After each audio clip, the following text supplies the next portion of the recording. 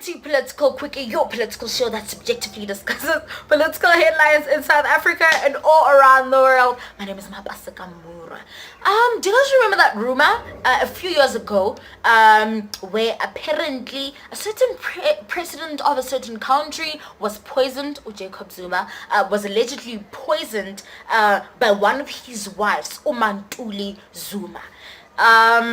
So apparently that was not a rumor. Actually, he came out and he confirmed it, and he said that they, not mentioning any names, tried to kill him and they poisoned him.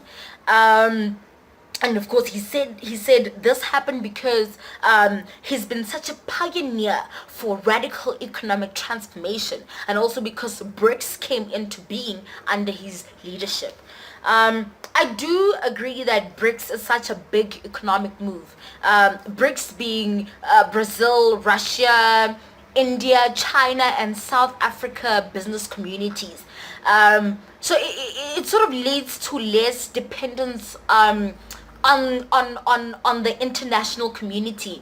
You know, speaking of Europe and the US, but at the same time we've got Russia and we've got China within BRICS, which if they are not, they are almost superpowers. So it's, and they're part of the permanent members of the UN. They've got so much power internationally. So it's like, are you really leading to, you know, radical economic transformation since these two, you know, buddies are still within your situation? So I don't know. So Umantuli was charged with attempted murder, but not now, like way back in like 2015. And you know, the case has since been really stagnant. Nothing has actually been done. And then Ufana Mukwena came out from the EFF, came out. Remember, he was Mandla for Generations. Yes, him. Yes, Dr. Mandla from Generations. He came out saying that Umantuli apparently failed us because she didn't get the job done. You know what? We make a lot of fun of Jacob Zuma on the show, and yeah, I personally don't like him much. He's corrupt and what he's been doing is disgusting, but I definitely do not wish him dead. And he says that apparently there have been 3 attempts to end his life. So I don't wish him dead. Do I want him to step down? Yes. But I don't wish him dead. Anyways, moving on to other news. It is the final week of what here in South Africa we call Women's Month. Yes. So I've said it before that I think actually Women's Month discriminates, and if you look back this past 4 weeks, how has the position of women in this country changed because there's been a Women's Month? Dolol, right? Yes. So with that being said, I just want to comment on, you know, the standing of women in this country and the standing of women in general.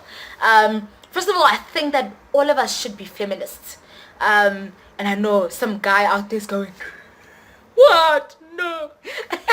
But all feminism is the equality of men and women, economically, politically, and socially. So why on God's planet would you not want that?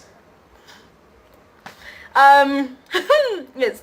So the only analogy I can think of right now at this point, especially with regards to black men, because I feel like you guys have the biggest problem with feminism. Feminism is not trying to wage war on men, by the way. It's just saying there's been an imbalance and we're trying to fix it. So the analogy would be this: the way that Pan-Africanists, black consciousness, Africanists, the way that black men within those spheres think about the imbalances of the past and white people is the way that women, especially black women, think of you guys.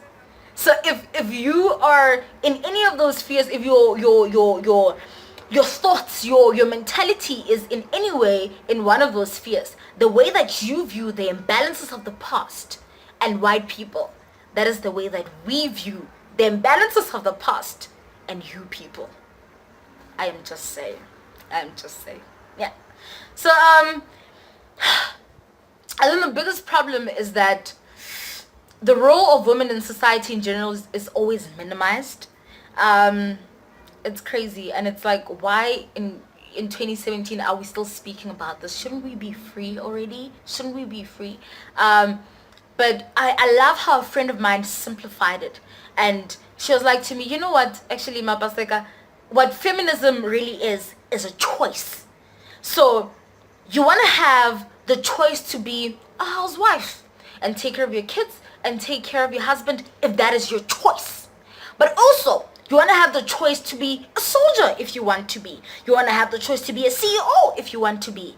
And I think the biggest hurdle has been that society has used the strength and the mental capacity of men as the glass ceiling or the criteria of what everyone ought to be.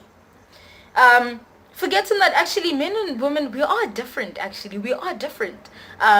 We respond to things differently, but mentally, come on guys, really? I mean, throughout my whole schooling life, girls were always the smartest people in the class. Not taking anything away from you, but I'm saying throughout my schooling life, that was the case. But I think everybody should have a choice. And even you men should have a choice. Because I feel like for the longest time I've been on the side of, but women, should be equal with men. And not seeing how you guys are actually treated and what's expected of you in society. There's some men who just want to be stay-at-home dads, stay-at-home husbands. And, or do what is considered female jobs like designing and some other whatever job that's considered as too feminine. And if it would be amazing for it to be your choice and for you to be able to do it just because it's your choice. Yes. And this whole thing of you acting like a woman or my grandmother can lift those weights. You never heard those? And it's funny at the time, but actually when I really think about it, they hurt our feelings. Where everything female, everything feminine is beneath you guys. And it just hurts our feelings. Especially when it comes from men who are raised by single mothers. Typical black child. Yes. And you'll hear the mixed like comments about, how women are weak and, I'm not a woman and I can't be crying, etc. And, I just wonder, you were raised by a single woman, right? And you are healthy, you went to school, some of you went to varsity with a single mother providing. And I just wonder, did she cry throughout your whole life? Did you ever see her cry? It's probably a yes. Did that make her weak? Did she not continue to provide and to care for you? That's probably a yes, isn't it? So, does that mean that your mother is weak? Then you'll hear, no, my mother's not weak. So, there are millions and millions of women just like her out there.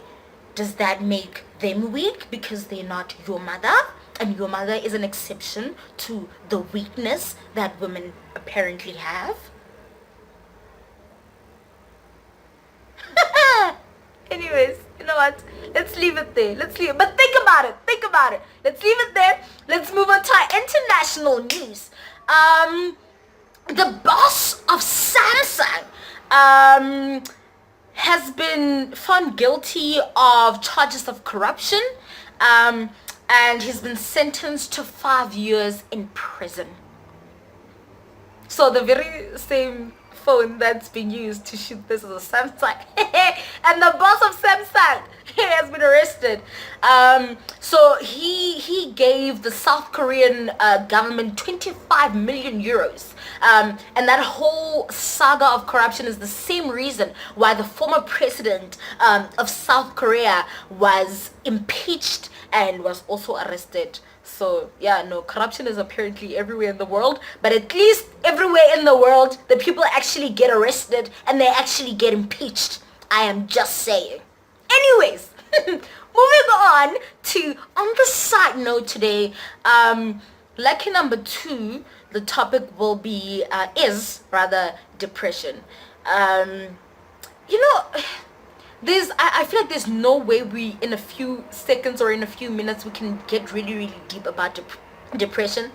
But we'll just scratch the surface. It's amazing how almost everyone that I know has been depressed or is depressed or will be depressed at some point. You'll have a conversation with your friends and they're like, yeah, no, I've been depressed. Or, oh, damn, I am depressed. And I wonder if we're using the word loosely or if we just there where depression is just a thing. Depression I think, is fueled by 2 things: fear and overthinking. We're such a generation where we can complain as much as we like, especially South Africans, about the state of the country, but we do have opportunities. You've got the government, you've got private businesses trying to give us, or rather equip us as much as they can for us to build businesses or to do things so that we can stand on our own 2 feet. But there's so much fear. There's so much fear of thinking, I'm not good enough. I possibly can't do that, especially with black kids in the township thinking that, me, I possibly cannot do that. And it's just like, but why have that mentality? And there's this fear of, what will they think of me? How will I look to them? Will they still be my friends? Will they still be my people? And it's absolutely ludicrous. And that fear then leads to overthinking. And then you constantly overthinking this negative thoughts.